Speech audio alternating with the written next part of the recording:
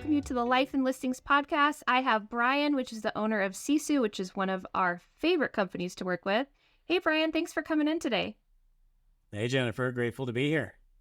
Awesome. So excited. So I know this story, but I wanted you to kind of share, where Sisu came from and how you got into real estate.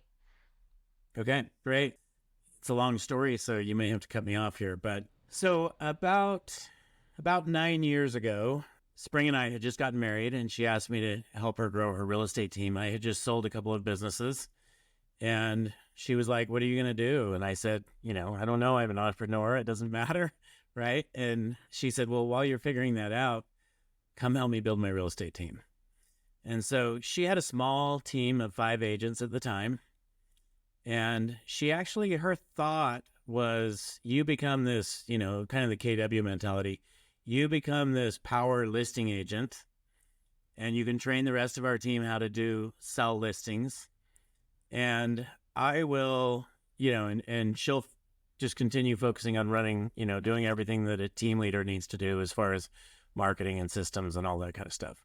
So I got to jump in, and I started there, and I had a Mike Ferry coach, and, I used the numbers analyzer, and I found myself putting numbers in every Sunday for my whole week. And I knew, I was like, okay, I meet with my coach tomorrow. These numbers aren't accurate. And and I knew it, right? So I started doing the little thing where you put 4 lines down, 1 across to track my conversations, because there was no way to do that in a powerful way, right? Without just manually doing it. So I manually did it. And then that was a pain point that I got to experience firsthand, right? And then as I dove into Spring's business outside of that part, I got to see that she was using whiteboards actually at the time for transaction coordination. So, checking boxes where you have tape lines going down and tape lines across the whiteboards. Yep. She had 3 transaction coordinators managing about 120 to 150 transactions a year. And just super painful, super cumbersome, no systems. If a transaction coordinator left, it would stress her out because she would have to go train a new transaction coordinator, and it would take 90 days to train a new transaction coordinator. So anyway, as I looked at it, I was like, well, why doesn't anyone have Salesforce in this space, right? And the reality is that Salesforce is, number 1, too expensive, and number 2, too complex for most people in real estate.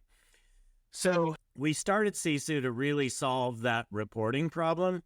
And as we started solving the reporting problem, what we realized is that the real problem is not necessarily the reporting. I mean, it's a must that people have reporting, and that's the basis of what Sisu was founded for. But it's more about the systems that provide you accurate reporting. So if you're managing your business in a way that provides, just by doing the things you need to do, you have real-time reporting 24/7, and your clients know where they're at in the life cycle of that transaction, that's really what Sisu solves. So we were really built to solve all of, she had spreadsheets managing commissions. She had spreadsheets managing agent goals. She had whiteboards, which we replaced with Trello, which was better, but it wasn't that much better because she had Google intake forms where you would bring, an agent needs to get information when they go under contract or when they take a listing to a transaction coordinator, and they would put it into a Google intake form, which would then go nowhere. It's just there for somebody. So the TC would have to take it and now put it into Trello. Yeah.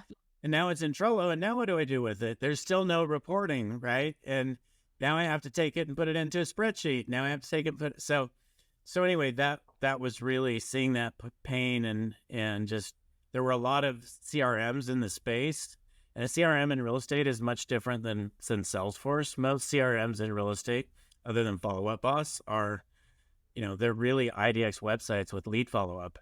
And even Follow Up Boss is all around lead follow-up. Therefore the name Follow Up Boss. And so anyway, we wanted to solve something for the industry that nobody else had done. And so we've built integrations with all of the CRMs, so that the team-based CRMs, so that when you're making your calls and having conversations and having dials and all that in your CRM, we automatically track that for you and put it into the spreadsheets or put it in, not that we eliminate the spreadsheets, but we put it in a system, which is Sisu. Sisu becomes your platform of your system of record. And anyway, that's really what happens. And then all of your processes flow through Sisu, and that's what Sisu is built for. So that's my story of how I got here, and probably went too long, but been in real estate now for about 8 or 9 years. And I've got to experience firsthand being so close to a team that Spring runs, my wife, that I've witnessed the benefits of going from 100 transactions a year to, over 800 transactions this year. And even in this market, which is a down market, she still is growing at over 40% this year. And, if you're doing things the way you should be doing them and you have the systems in place, you can grow even in a down market. Absolutely. I mean, I've seen all of these different spreadsheets that different agents use. And it's funny because I'll come onto a team and they'll be like, I feel like nothing's getting done. And I'm like, because I can see that you're using 17 spreadsheets and someone has to enter in all that stuff. Exactly. So your operations manager was spending her entire day putting one to this, to that, and then forgetting this one. And now the whole system broke. Yep. And I'm like, it's like, I won't even work with a team that's asking me to do data entry in like 70 different places. I'm like, we have to figure out a better way to do this. It doesn't work. And I mean, if you think about it this way, I'll give you an example. I know whenever Spring's team has their best month, and this is true for a lot of team owners that I talk to that are doing, some of them over 1,000 homes a year, right? And whenever they have their best months and they've had a sales contest, which you can also do on our platform, now the next week after the celebration of this sales contest and having their best month ever, 3 days in, like nobody's on the phones. Nobody's having conversations. And if you don't have a platform like Sisu, there's no way to know that. So you can't make a real-time decision to say, okay, we're going to do a call blitz tonight. Everybody come in, we'll have a party, and we'll do a call blitz. And we'll correct this, right? I think the traditional way of doing business in this field is, hey, I'm going to get my reports from my controller or my CFO on the 15th day following the end of this month, meaning on the 15th of December, today being November 28th, 15th of December, I'm going to get a report that shows me what's going on in my business. Well, if that's the way I run my business, it allows me to make decisions once every 30 days. And sometimes those decisions I'm making are for things that were happening back 45 days ago. So I can't have a real-time influence or impact on that decision today. So if that's the way you run your business, you can really only do 12 major things a year that are going to impact your business in a positive way, because you only can do that once a month. If you have real-time reporting 24/7, you can make multiple business decisions every day. So more than 365 a year are going to have a positive impact on your business. And I think that's critical, especially in this industry today. I mean, absolutely. It's like my favorite thing. I'll like log into Sisu on a Monday morning before like a team meeting, and I can see everything that happened over the weekend as long as the agents did what they were supposed to do. And I can see exactly what happened without them verbally telling me, oh, I got all this stuff under contract. I can just see it. Like we had a really great weekend or we had a really bad weekend, whatever I can look at when I'm logging in. So I love it. So many coaching companies partner with us because they can know what's going on in their teams. Let's say they're coaching a team. They know what's going on in that team before they even speak to the team owner. And now they can coach them to, well, these are the shifts we can make. This is where we need to have better conversion ratios. This is where we're not having enough activities. This is, your processes are broken. You have too many people that you're paying salaries, these big salaries to, because you don't have systems in place. All those types of things a coach can identify by having their teams leverage Sisu.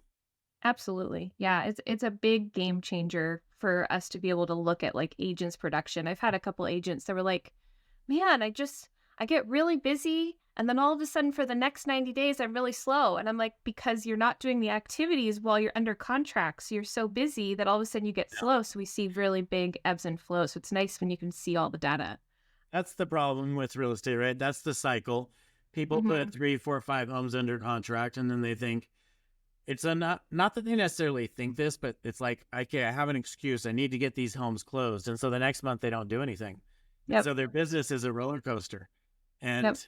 And, if you can manage your people through the activities and numbers, it takes less than an hour a week for an agent, if they're on a team, for an agent to make sure that their 5 homes that are under contract, are all happy and communicated with. Yeah. I mean, absolutely. It shouldn't take as much time as I think a lot of people end up spending because they don't have the systems in place. Yeah. Regardless of if you're using a TC or not, if you don't have you don't have systems in place for what you normally do with like a listing or an under contract, you're going to spend gobs of time trying to get those to the closing table. Yeah.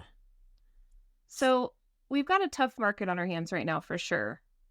What advice would you give, any agent right now to keep working on their business?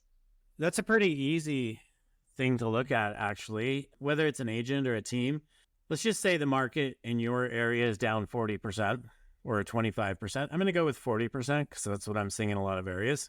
Mm-hmm. The market's down 40% in your area. So how can you not be down 40%? It's a great question, right? Yeah. The only way you can control that is to do 40% more activities so that you can get the same results. Mm-hmm. Okay. So if you used to make 400 calls a month as an agent to get 10 appointments, to get, 7 signed and to get 5 under contract, you're now going to have to do maybe 500 conversations, 540 conversations Yeah. to do that. Or you're going to have to figure out, how can I get better with my scripts and get a higher conversion ratio? But you have to be more efficient. You have to be more effective in this market. I think we've been in this market for the last couple of years where agents are just like handed leads, and then 24 hours later, they're under contract. Yeah. And those people, even experienced agents that have lived that life, they're in trouble if they don't have someone holding them accountable to their activities, because they have to increase their activities in order to still have that type of production. Otherwise, you have people out there that were doing 4 homes a month who are now doing 1, right? Or you have people that were doing 1 to 3 homes a month. They're now doing 0 because they're not increasing their activities and they're not improving their skill sets. And they need to do both. To use an example, I mean, Kobe Bryant, I think, is the ultimate. He was always the first one on the court, last one off the court. Always, no matter what. He would prove a point. So when someone would come in early, he was already there. When they would stay late, he would stay there for sure later than them, so they could see they're never going to pass his skill set because he's always improving his skills. Yeah. So many people in this industry have said, hey, you know what? I don't really need to work on my skill set, because they've just been used to, having a lead come into their hands and 24 hours later, they're under contract. Well, that is not the real estate world. That is not how real estate was when I sold real estate for a year and a half. And it's not how real estate is going to be in the future. So you need to follow up for 90 days, 120 days with these people, maybe 180 days to get them under contract. It's not like it's a 24-hour thing now. So you have to be consistent in your activities. You have to know your business so you can build a predictable business. And I just don't really see anything other than Sisu in this industry that allows you to effectively do that, which is why we built the company. Yeah, absolutely.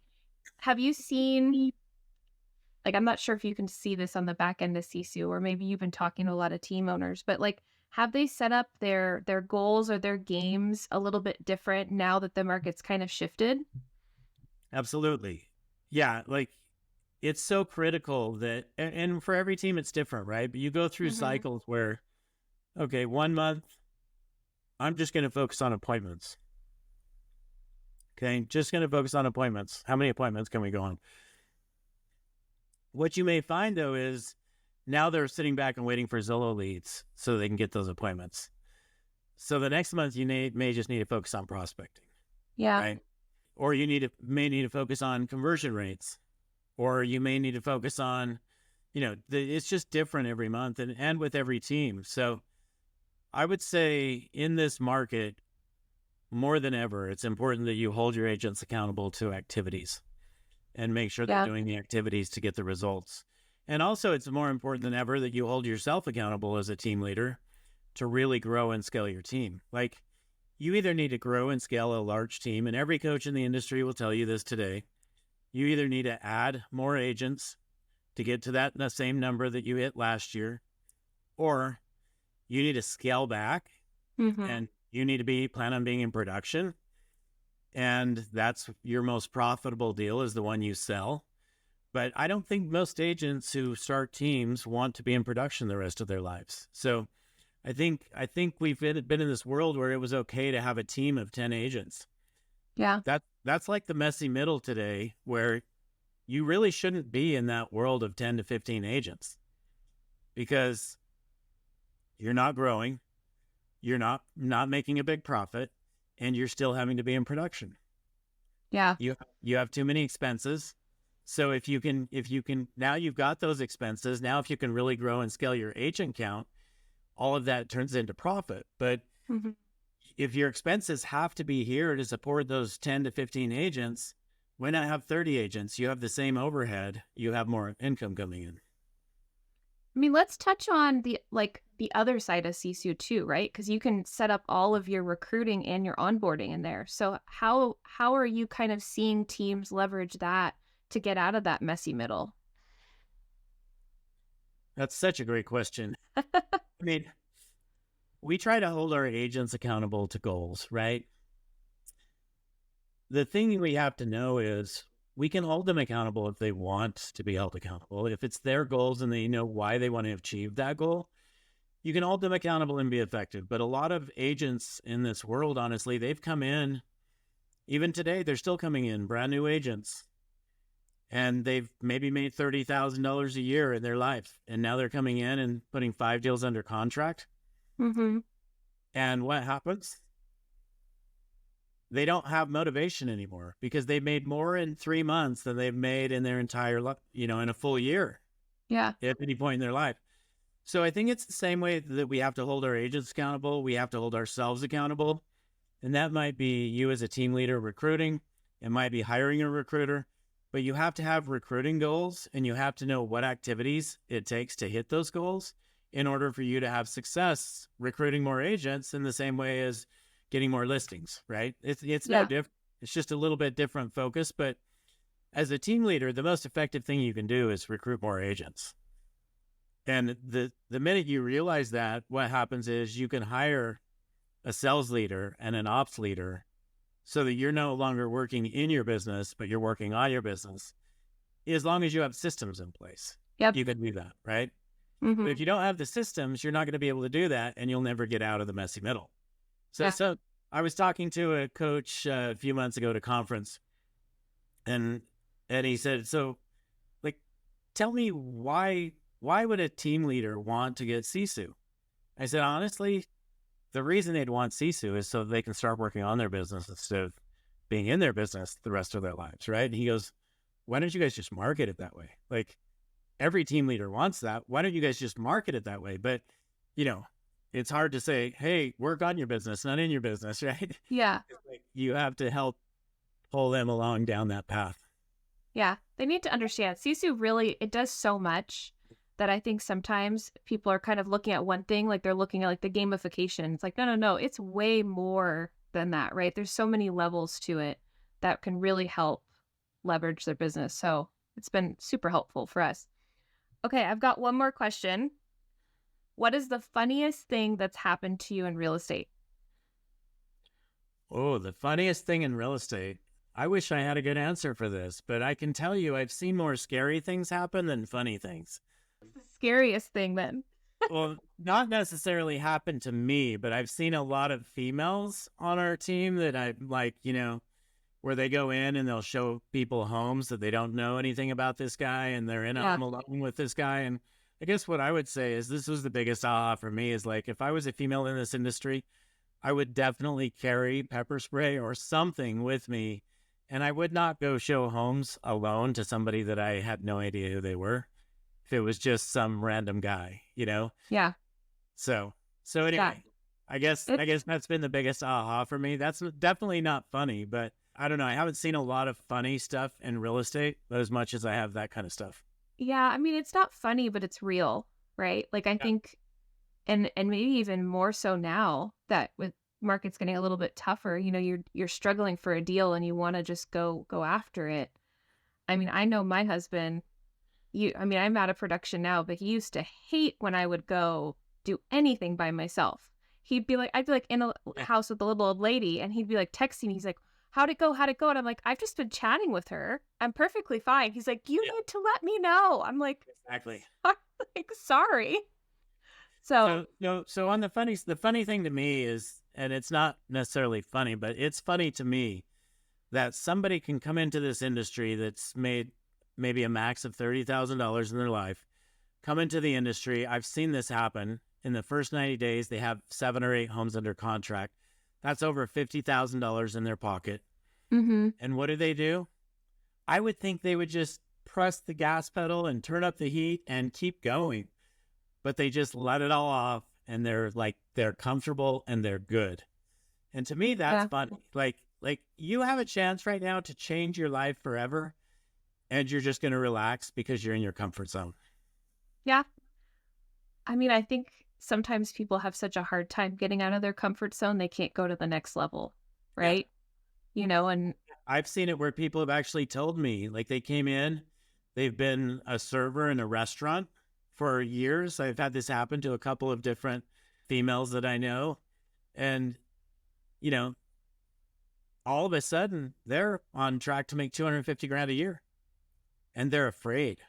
And so they leave the business because they're afraid to make more money, because somehow some little bug, something their parents said to them at one point in their life made them think money is evil, or, people that have money are bad, or, whatever it is, because, a lot of times those things that our parents tell us stick with us if we don't work through those things and recognize those things. But anyway, it's sad to see that, but this industry really creates massive opportunity for anybody that will just put their head down and get to work. Yep. Go after it. Maybe we need more therapy around money in the real estate space. Yeah, and managing money, right? Yeah, that's a big one that's happening right now for sure. I think everyone's kind of realizing what they did with all their money during the busy time and what we're kind of investing. People are trimming the fat and that type of stuff right now. So yeah. Awesome. Well, Brian, thanks for coming on the podcast today. This has been awesome. I'm so happy for our listeners to learn more about you and about Sisu. If anybody wants to get in contact with you and maybe learn a little bit more about Sisu, where's the best place for them to reach out? So the best place to go to learn about Sisu is definitely sisu.co, which is sisu.co. If you want to schedule a demo, sisu.co/demo, or just go to sisu.co and hit schedule a demo. But you can get a free demo, free 7-day trial the platform, see how it can change your business. And Amazing. If you want to reach me, probably the best way is maybe to go on Instagram, social, something like that, 007BC. Great seeing you today, Brian. Hey, it's great to see you, Jen. Thanks a lot.